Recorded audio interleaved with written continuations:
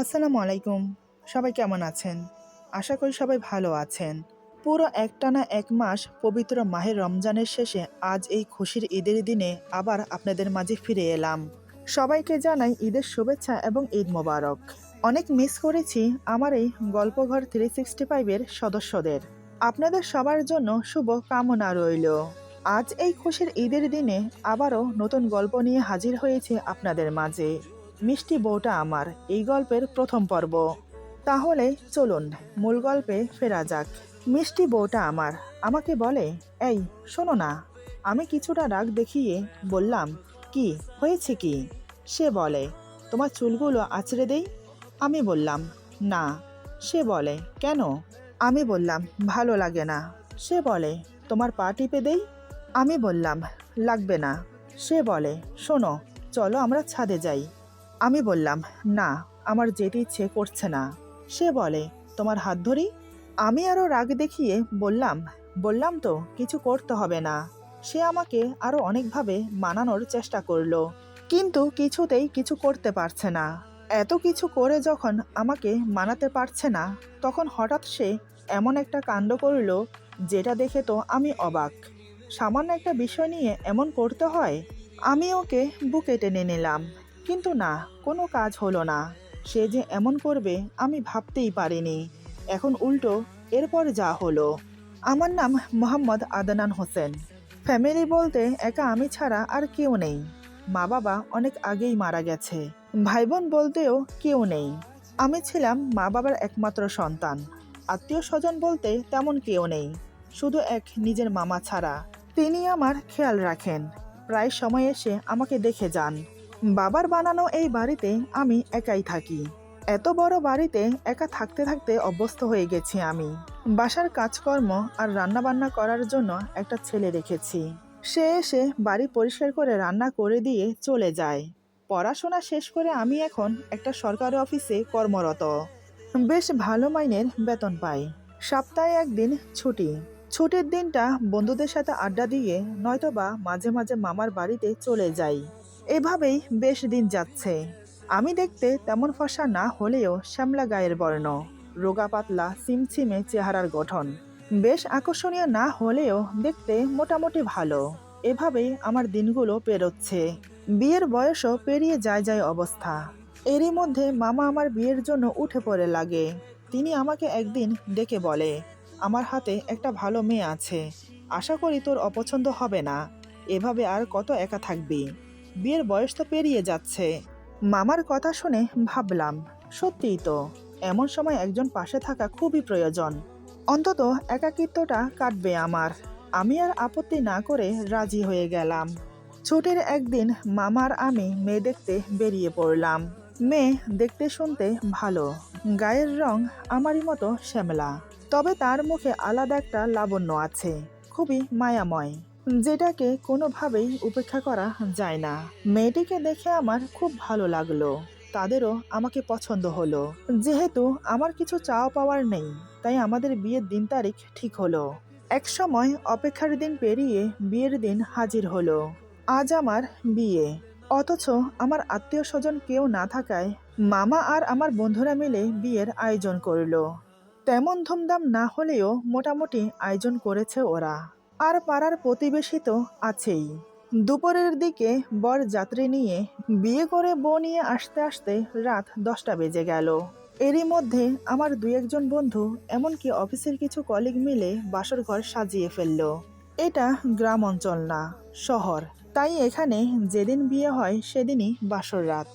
বাসর ঘর সাজিয়ে বউকে বাসর ঘরে বসিয়ে দিয়ে যে যার মতো চলে গেল। যাওয়ার আগে বউকে আর আমাকে কি কি করতে হবে না করতে হবে বুঝিয়ে দিয়ে চলে গেল। এখন এই বাড়িতে আমরা দুই প্রাণী ছাড়া আর কেউ নেই।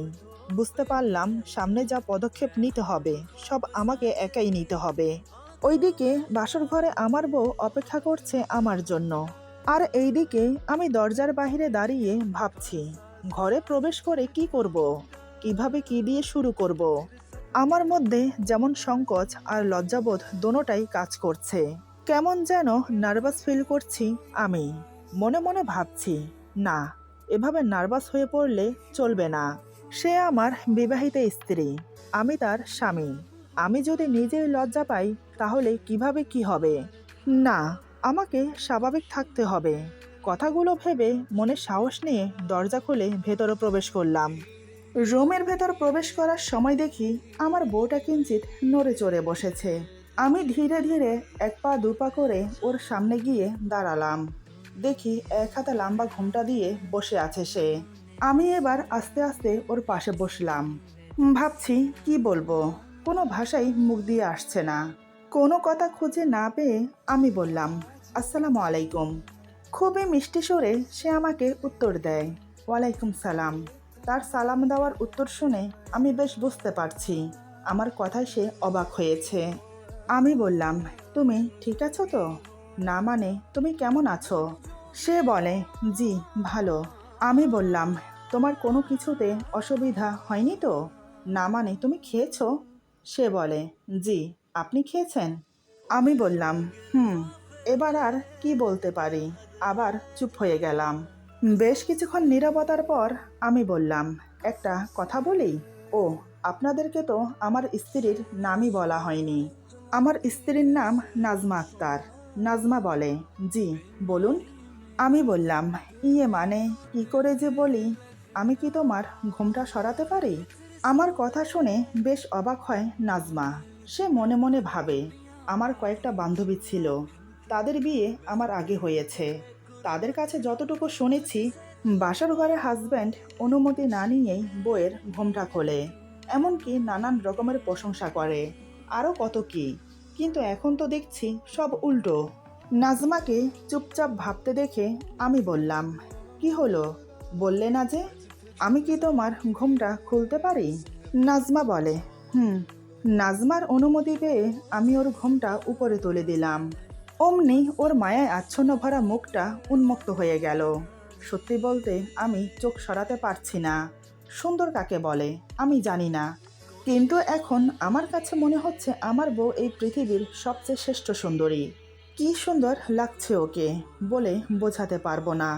মুগ্ধ হয়ে বেশ কিছুক্ষণ তাকিয়ে রইলাম আমি।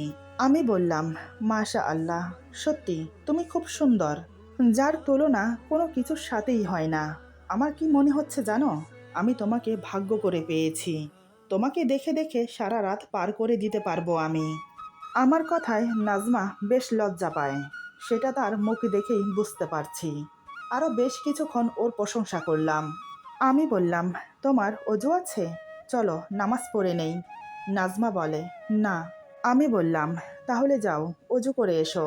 আমার কথা মতো নাজমা অজু করতে চলে গেল। অজু করে এসে আমরা দুজন নামাজ পড়লাম আগে পিছে করে। নামাজ শেষ করে উঠে দাঁড়াতেই নাজমা আমার পা ছুঁয়ে সালাম করলো। এই প্রথম কোনো মেয়ে আমাকে স্পর্শ করেছে, তাও সেটা আমার পায়ে। আমি তৎক্ষণাৎ ওকে উঠিয়ে দাঁড় করিয়ে বললাম, এ কি করছো? সালাম করতে হবে না। নাজমা মাথা নিচু করে বলে, বাসর রাতে সালাম করতে হয়, এটাই নিয়ম। আমি বললাম, হুম। এরপর আমি আরও খাটের উপর বাবু হয়ে বসলাম। দুজন মুখোমুখি বসে আছি। নাজমা মাথা নিচু করে বসে আছে, আর আমি ওর মুখের দিকে তাকিয়ে বসে আছি। বেশ কিছুক্ষণ পর আমি বললাম, তোমাকে কিছু কথা বলার আছে আমার। নাজমা মাথা নিচু করে বলে, জি বলুন। আমি বললাম, কথাগুলো একান্ত তোমাকে বলার প্রয়োজন, তাই বলছি। দেখো, তুমি তো জানো আমার আগে পিছে কেউ নেই। মা বাবা অনেক আগেই মারা গেছে। আত্মীয় স্বজন বলতেও কেউ নেই, শুধু এক নিজের মামা ছাড়া। বলতে পারো এই এত বড় বাড়িতে আমি একাই বসবাস করি। আমার এই নিঃসঙ্গ জীবনে তুমি এসেছো আমার সঙ্গী হয়ে। জানি না আমাকে তোমার পছন্দ হয়েছে কিনা, কিন্তু তোমাকে আমার খুব পছন্দ হয়েছে। এখন যখন তুমি আমার জীবনের সাথে জুড়ে গেছো, তখন আমার দায়িত্ব তোমাকে নিতে হবে। আমার সাথে সাথে এই পুরো সংসারের দায়িত্ব তোমাকেই নিতে হবে। আর আমি আমার সবটুকু দিয়ে তোমাকে আগলে রাখার চেষ্টা করব। কখনো তোমাকে কষ্ট পেতে দেব না। যেহেতু এই বাড়িতে তুমি আর আমি ছাড়া অন্য কোনো প্রাণী নেই, তাই সবকিছু আমাদের দুজনকেই দেখতে হবে। এই একাকিত্ব জীবনে আমার শুধু একটা জিনিসেরই অভাব, সেটা হলো ভালোবাসার। আমি চাই তোমার সব ভালোবাসা দিয়ে আমাকে ভরিয়ে রাখো। আর আমি আমার ভালোবাসা দিয়ে তোমাকে খুব যত্নে রাখবো। তুমি কি পারবে আমার আবদার রাখতে? নাজমা বলে, আমি চেষ্টা করব আমার সবটুকু দিয়ে আপনাকে ভালো রাখতে। বাকিটা আল্লাহর ইচ্ছে। আমি বললাম, যেহেতু এখন আমরা স্বামী স্ত্রী, তুমি আমাকে তুমি করে বলতে পারো। নাজমা বলে, আমি চেষ্টা করব, তবে আমার একটু সময় লাগবে। আমি বললাম, তোমার কিছু লাগবে? নাজমা বলে, না। আমি বললাম, রাত অনেক হয়েছে, চলো ঘুমিয়ে পড়ি। আমার কথা শুনে নাজমা শুয়ে পড়ল। আমি বললাম, এ কি, তুমি কাপড় চেঞ্জ না করে শুয়ে পড়লে যে? এই কাপড়ে ঘুমোতে তোমার অসুবিধা হবে না? আমার কথা শুনে উঠে বসে। নাজমা বলে, না মানে ইয়ে, আমি বেশ বুঝতে পারছি আমার সামনে কাপড় চেঞ্জ করতে চাইছে না। আমি বললাম, আমি জানি আমার সামনে কাপড় চেঞ্জ করতে তুমি লজ্জা পাচ্ছ। কোনো সমস্যা না, আমি বরং বাইরে গিয়ে ওয়েট করছি, তুমি কাপড় চেঞ্জ করে নাও। এই বলে আমি রুম থেকে বেরিয়ে গেলাম। আমি বেরিয়ে যাওয়ার কিছুক্ষণ পর নাজমা আমাকে ডাকলো। নাজমা বলে, আমার হয়ে গেছে, আপনি ভেতরে আসুন। বিয়ের লাল বেনারসি চেঞ্জ করে হালকা গোলাপি একটা জামদানি শাড়ি পরেছে সে। হালকা গোলাপি শাড়িতে ওকে মনে হচ্ছে একটা ফুটন্ত গোলাপ। খুব মানিয়েছে ওকে। আমার যেন চোখের পলকই পড়ছে না। আমি বললাম, শুয়ে পড়ো। আমার কথা শুনে সে চুপচাপ শুয়ে পড়ল। আমি বেশ কিছুক্ষণ তাকিয়ে রইলাম ওর দিকে। সে অন্যদিকে ফিরে শুয়ে আছে। আমি দাঁড়িয়ে দাঁড়িয়ে মনে মনে ভাবছি, সম্পূর্ণ অজানা, অচেনা, অদেখা একটি মেয়ে আমার স্ত্রী, অথচ আমাদের বিয়ে হয়েছে কিছু মুহূর্ত পেরিয়েছে মাত্র। এরই মধ্যে ওর প্রতি আমার ভালোই একটা দুর্বলতা কাজ করছে। ওর পাশে আমাকে ঘুমোতে হবে, এটা ভেবেই কেমন জানি নার্ভাস ফিল করছি আমি। কেমন যেন একটা জড়তা কাজ করছে মনে। নানান কথা ভেবে আমি ধীরে ধীরে ওর পাশে শুয়ে পড়লাম। মাঝখানে অনেকটা জায়গা বিরাজমান। দুজন দুই প্রান্তে শুয়ে আছি। আচ্ছা, বাসর রাতে কি আর কিছু হবে না আমাদের মাঝে? আর কিছু হোক বা না হোক, অন্তত ওকে একটু বুকে নিতে পারলে বাসর রাতটা অন্তত সার্থক হবে। আচ্ছা, আমি যেমন ওকে কাছে পাওয়ার জন্য ছটফট করছি, সেও কি আমার জন্য এমন ছটফট করছে? সে তো লজ্জায় আমাকে কিছু বলবে না, কিন্তু আমি তো বলতে পারি, একবার কথা বলে দেখব। দুমনা করতে করতে আমি বললাম, এই, তুমি কি ঘুমিয়ে গেছো? নাজমা বলে, না, ঘুম আসছে না। আমি বললাম, আমারও ঘুম আসছে না। এই, তোমাকে একটা কথা বলি? নাজমা বলে, জি, বলুন। আমি বললাম, না মানে কিছু মনে করো না। ইয়ে মানে, কি করে যে বলি, তুমি এত দূরে কেন শুয়ে আছো? একটু কাছে এসে শোও না। দেখলাম আমার কথা মতো সে আমার কাছে এসে শুয়েছে, তবে অন্যদিকে ফিরে শুয়ে আছে। আমি এবার ওর দিকে ফিরে শুলাম। বেশ কিছুক্ষণ ওর দিকে তাকিয়ে মনে সাহস নিয়ে আস্তে করে ওর কোমরের উপর দিয়ে হাত গলিয়ে ওর পেটে হাত রেখে চোখ বন্ধ করে শুয়ে রইলাম। মনে মনে এক দুই গুনছি, ও কি রিয়েক্ট করে সেটা দেখার জন্য। কিন্তু না, সে আমাকে কিছু বলেনি। এটা দেখে আমার একটু সাহস বেড়ে গেল। এবার আমি ওর পেট শক্ত করে চেপে ধরে নিজের কাছে এনে জড়িয়ে ধরে ওর ঘাড়ের কাছে মুখ এনে চুপচাপ শুয়ে রইলাম। দেখি এবারেও সে কিছু না বলে একটু নড়ে চড়ে ওঠে, তবে আমার মুখের গরম নিঃশ্বাস ওর ঘাড়ে পড়ছে। তাতেই ওর শরীর উত্তক্ত হয়ে উঠেছে, মাঝে মাঝে বিশদ কেঁপে উঠছে। আমি এবার আমার মুখটা গুজে দিলাম ওর ঘাড়ে। আমার নাক, ঠোঁট ওর ঘাড়ে চেপে বসেছে, তাতেই ওর শরীর কাঁপতে শুরু করেছে। এবার সে চোখ বন্ধ করে আমাকে অবাক করে দিয়ে ওর পেটের উপরে থাকা আমার হাত শক্ত করে ধরে। আমি এবার নিজের হাত ছাড়িয়ে ওর মাথাটা একটু উঁচু করে ধরে আমার এক হাত ওর মাথার নিচে গলিয়ে দিয়ে অন্য হাত আবার ওর পেটের উপরে রাখা ওর হাতের উপরে হাত রেখে শক্ত করে ধরে ওকে একদম শরীরের সাথে মিশিয়ে জড়িয়ে ধরি। সে আমাকে বাধা না দিয়ে চুপচাপ শুয়ে রইল। বুঝতে পারলাম তার কাছে খুব ভালো লাগছে। এরই মধ্যে যে তার নিঃশ্বাস ঘন হয়ে উঠেছে সেটা আমি টের পেলাম। আমি এবার টুক করে ওর ঘাড়ে চুমু দিলাম। এতে করে ও আমার হাত আরো শক্ত করে চেপে ধরে। ওর খালি পেটের উপর আমাদের দুজনের হাত। দুজন বেশ ভালোই উত্তেজিত হয়ে আছি, কিন্তু আজ এর থেকে বেশি এগিয়ে যেতে আমার মন সায় দিচ্ছে না। আমার কেন জানি মনে হচ্ছে আজকের জন্য এটুকুই যথেষ্ট।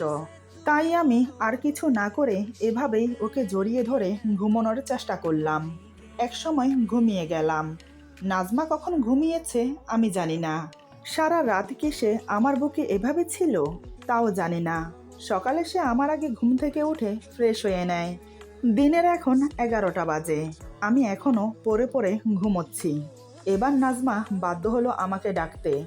নাজমা বলে, এই যে শুনছেন, সকাল হয়ে গেছে, উঠে পড়ুন। ওর মিষ্টি কণ্ঠের ডাক শুনতে শুনতে আমার ঘুম ভাঙলো। চোখ খুলে ওকে আমার সামনে দেখে আমি অবাক হয়ে ওর দিকে তাকিয়ে থাকি। যত সম্ভব সকালে ফ্রেশ হয়ে শাড়ি পাল্টিয়েছে। লাল খয়েরি রঙের একটা জামদানি পরেছে। বেশ সুন্দর লাগছে। শাড়িটার পুরো জমিনে গুটি গুটি ছোট ছোট ফুল। শাড়ির পার বেশ চোরা, গোল্ডেন কালারের সুতো দিয়ে ডিজাইন করা। বেশ মানিয়েছে ওকে। আমাকে অমন করে তাকিয়ে থাকতে দেখে সে লজ্জা পেল। সে আমার খুব কাছেই দাঁড়িয়েছিল। আমি উঠে ওর হাত ধরে পাশে বসিয়ে দিলাম। সে আমার সামনে বসে, আমি তার পেছনে বসে আছি। তবে তার হাত আমার হাতে এখনো ধরা অবস্থায় আছে। সে মুখ তুলে আমার দিকে তাকাচ্ছে না।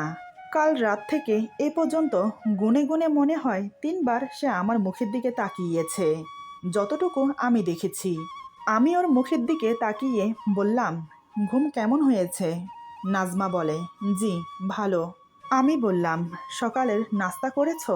নাজমা বলে, না। আমি ঘড়ির দিকে তাকিয়ে দেখি দিনের 11টা বাজে।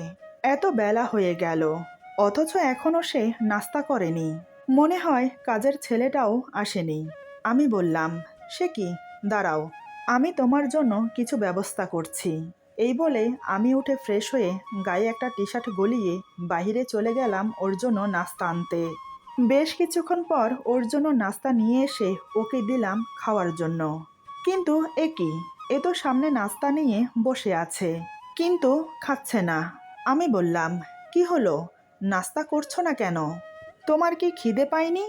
নাজমা মাথা নিচু রেখে শাড়ির ডিজাইন করা ফুলের উপর আঙ্গুল রেখে নখ দিয়ে খুঁটটাতে খুঁটটাতে বলে, না মানে আপনি খাবেন না? বুঝতে পারলাম এ আমাকে ছাড়া খাবে না। আমি বললাম, খাবো, বসে পড়ো। এরপর দুজন নাস্তা খেতে লাগলাম। আমি এক টুকরো পরোটা নিয়ে সাথে কিছুটা আলু ভাজি আর আমলেট নিয়ে ওর মুখের সামনে ধরলাম। মনে মনে ভাবছি, লজ্জায় হয়তো খাবে না, কিন্তু না, আমাকে অবাক করে দিয়ে খেয়ে নিল। এভাবে আমি আরও কয়েকবার ওকে খাইয়ে দিলাম, কিন্তু সে আমাকে খাওয়ালো না। নাস্তা খাওয়া শেষ করে সব কিছু গুছিয়ে আমি রান্নাঘরে চলে গেলাম। যেহেতু কাল আমাদের বিয়ে হয়েছে, বাড়িতে অনেক মানুষ আনাগোনা করেছে। পুরো বাড়ি নোংরা হয়ে আছে। রান্নাঘরে গিয়ে হাতের ময়লাগুলো ডাস্টবিনে ফেলে বাইরে এসে কোমরে হাত দিয়ে দাঁড়িয়ে পুরো ড্রয়িং রুম দেখলাম। একই অবস্থা হয়েছে আমার বাড়ির। ডাস্টবিনও এর থেকে ভালো আছে মনে হয়। মনে মনে ভেবে নিলাম, ছেলেটার অপেক্ষা না করে নিজেই পরিষ্কার করে নেব। এই ভেবে হাত লাগাতে যাব, এমন সময় কলিং বেল প্রেস করলো কেউ। আমি গিয়ে দরজা খুলে দেখি কাজের ছেলেটা এসেছে। আমি ছেলেটিকে বললাম, কিরে, তোর আসতে এত দেরি হলো যে? ছেলেটা কি সমস্যার জন্য আসতে পারলো না সেটা বলে কাজে লেগে পড়ল। বেশ চটপটে ছেলে। আমি ছেলেটিকে সব কাজ বুঝিয়ে দিয়ে নিজের রুমে চলে এলাম। রুমে প্রবেশ করে দেখি নাজমা যেখানে বসেছিল সেখানেই বসে আছে। আমি দরজা লাগিয়ে ওর পাশে গিয়ে বসলাম। আমার লজ্জাপতি বউটা লজ্জায় একদম লুটোপুটি খাচ্ছে। মেয়েদের লজ্জা থাকে জানি, তবে এত লজ্জা, তাও আবার নিজের স্বামীকে দেখে। আমি আস্তে আস্তে ওর কোমল নরম হাতটা ধরলাম। সে কিঞ্চিত আমার চোখের দিকে তাকিয়ে মাথা নিচু করে নিল। সেটা আমার চোখ এড়ালো না, কারণ আমি তো তার দিকে তাকিয়েছিলাম। আমি বললাম, তোমার এখানে কোনো সমস্যা হচ্ছে না তো? নাজমা মাথা নিচু রেখেই বলে, না। সে মুখে না বললেও আমি জানি এখানে একা ফিল করছে, কারণ এই বাড়িতে আমি ছাড়া অন্য কেউ নেই যে। আমি অফিসের 2 সপ্তাহ ছুটি নিয়েছি। তাই 2 সপ্তাহ ওর সাথে থাকলে ও নিজেকে একা মনে করবে না।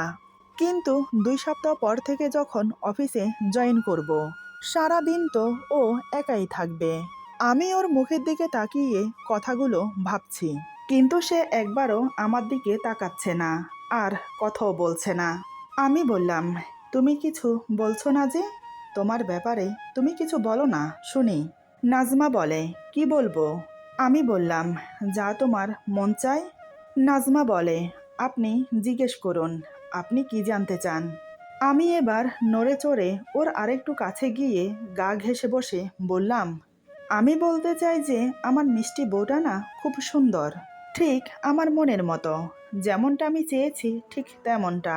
তুমি জানো, তোমাকে আমার প্রথম দেখাতেই ভালো লেগে গেছে। নাজমা বলে, হুম, কিন্তু আমি অতটা সুন্দর না। আমাকে ভালো লাগার কারণ? মনে মনে ভাবলাম, এই তো কথা বলা শুরু করেছে। আমি বললাম, কে বলেছে তুমি সুন্দর না? গায়ের রং ফর্সা হলেই যে মানুষ সুন্দর তা কিন্তু নয়। শ্যামলা রঙের মানুষও কিন্তু সুন্দর হয়। এই দেখো, যেমন তুমি। তোমার মুখে আলাদা একটা দীপ্তিময় মাধুর্য আছে, যেটা তোমাকে আরো সুন্দর করে তুলেছে।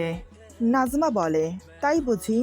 আমি ওর হাত আরো শক্ত করে ধরে বললাম, হুম, একদম তাই। আচ্ছা, আমাকে তোমার কেমন লাগে? তুমি কিন্তু আমাকে এখনো সেটা বলনি। নাজমা এক ঝলক আমাকে দেখে বলে, হুম, ভালো। আমি বললাম, এই শুধুই কি ভালো, আর কিছু না? নাজমা বলে, আর কিছু মানে? আমি বললাম, আর কিছু মানে তুমি বোঝো না?